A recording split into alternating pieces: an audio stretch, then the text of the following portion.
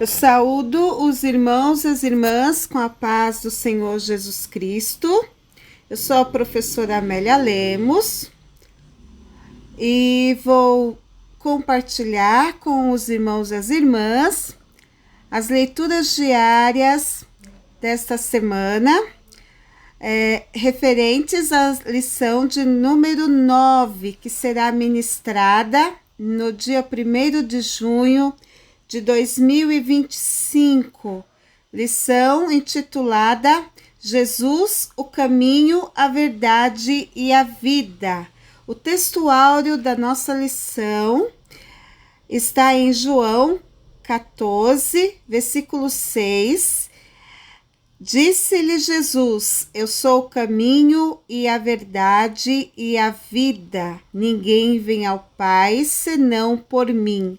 A verdade prática nos aponta que a mensagem de Jesus Cristo como caminho, a verdade e a vida reforça a nossa fé e consolida a nossa comunhão com Deus.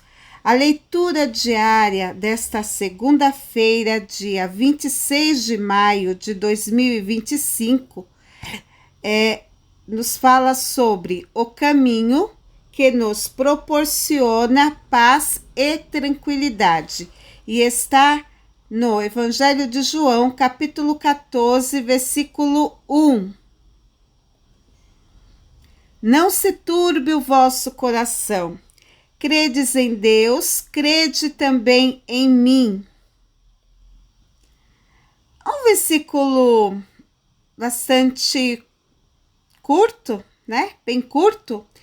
E contém em si uma mensagem bastante abrangente para aquele que está passando por um momento bastante turbulento, como os discípulos naquele momento. Eles não tinham como prever tudo que estava para acontecer.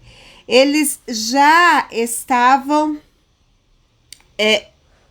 observando que o Senhor Jesus estava passando por momentos turbulentos. Desde o capítulo 10 e 11 de João, nós vemos que Jesus está passando pelos momentos de perseguição, de oposição no Evangelho de João, não é? Quando os principais, os sacerdotes, tinham colocado um decreto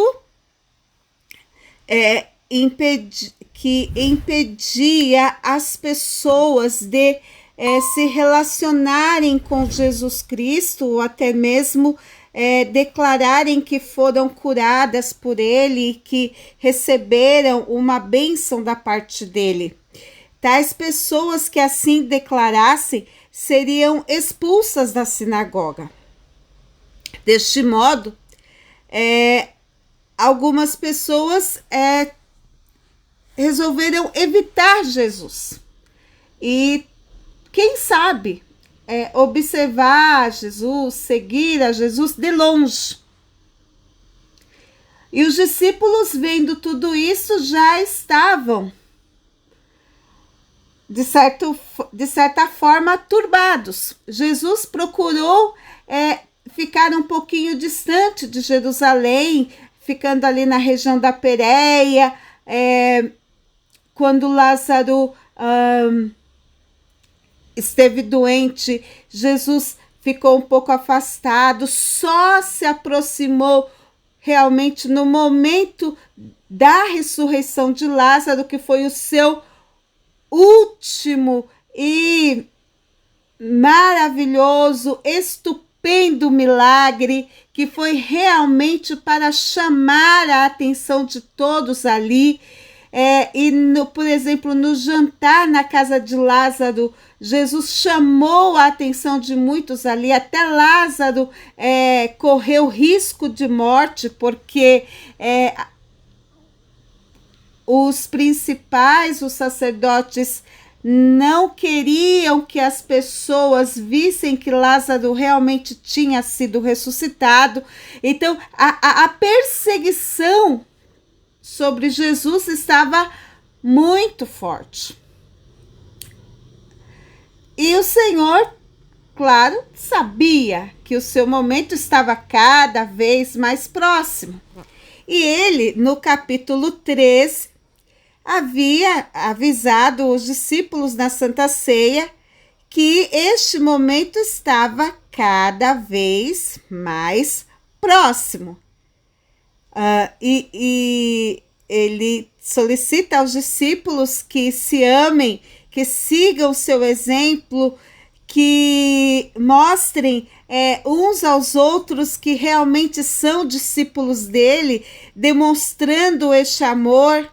E Pedro até comete aí mais uma vez uma de suas, entre aspas, gafes, não é? Dizendo, Senhor, para onde vais? E Jesus respondeu, para onde eu vou não pode seguir-me, mas depois me seguirás, disse-lhe Pedro. Senhor, por que não posso seguir-te agora? Por ti darei a minha vida. E aí Jesus disse, tu darás a tua vida por mim? Na verdade, te digo que não cantará o galo enquanto não me tiveres negado 3 vezes. Então, quando Jesus diz a Pedro que ele vai negá-lo, Jesus está prenunciando que haverá um momento de perseguição, né? Tanto que em versículos anteriores, no capítulo 13, o Senhor Jesus também diz no versículo 33, 13:33, filhinhos, ainda por um pouco estou convosco, vós me buscareis, mas como tenho dito aos judeus, para onde eu vou não podeis vós ir, eu vou-lo digo também agora. Ou seja, ele está dizendo, eu vou para um lugar, os judeus, para onde vocês não podem ir. Então, isso vai deixando os discípulos turbados. Mas para onde ele vai? Ele vai nos deixar? Ele não estará mais conosco? Então, além desta situação de perseguição, ele ainda está deixando, de certo modo, ali velado, praticamente, né, que ele vai deixá-los nesse texto aqui, e os discípulos ficam preocupados. Então, Jesus começa no capítulo 14, no versículo 1, né? Então, é interessante essa questão, né? A hermenêutica nos traz esta regra bastante interessante. Eu acho que eu estou me delongando aqui no comentário, que Jesus vai apontar para os discípulos, não se turbe o vosso coração, crede em Deus, crede também em mim. Então, não fiquem turbados, creiam em Deus, creiam em mim, né? Não tenham medo, porque eu não estarei mais aqui. É claro que ele vai, o texto vai continuar esta explicação sobre esta mensagem que nós vamos tratar ao longo da semana, mas Jesus está acalmando esses homens. A primeira coisa que ele faz é procurar acalmá-los com relação a tudo isto. Não é?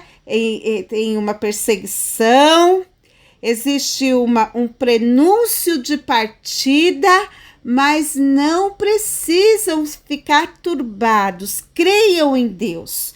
E ele deixa explícito uma mensagem para nós.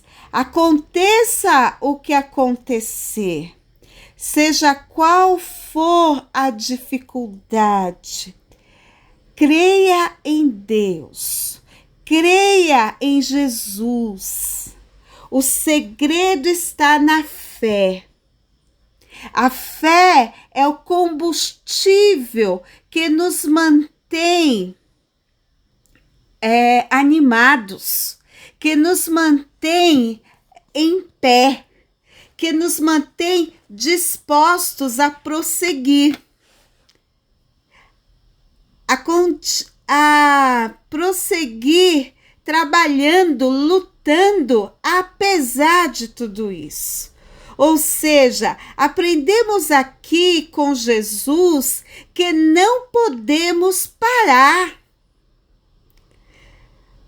Jesus, em outros textos, não é? Ele diz assim: tende bom ânimo, eu venci o mundo. Ou seja, não desanime, eu venci. Então, neste momento de turbulência, em que você fala: ai, será que eu vou ficar sozinho? Será que eu estou sozinho? Não, o Senhor, embora esteja, às vezes, nós pensamos, ele está em silêncio, o Senhor continua trabalhando por nós. Jesus disse: meu Pai trabalha até agora e eu também. O Senhor continua velando por nossas vidas, e esta é a nossa fé que nos mantém firmes, constantes, abundantes, sabendo que o Senhor vela por nossas almas, e assim o nosso coração não desanima. Nosso coração continua voltado para o Senhor. Você lembra de Jó? Ainda que ele me mate, eu nele esperarei. Amém?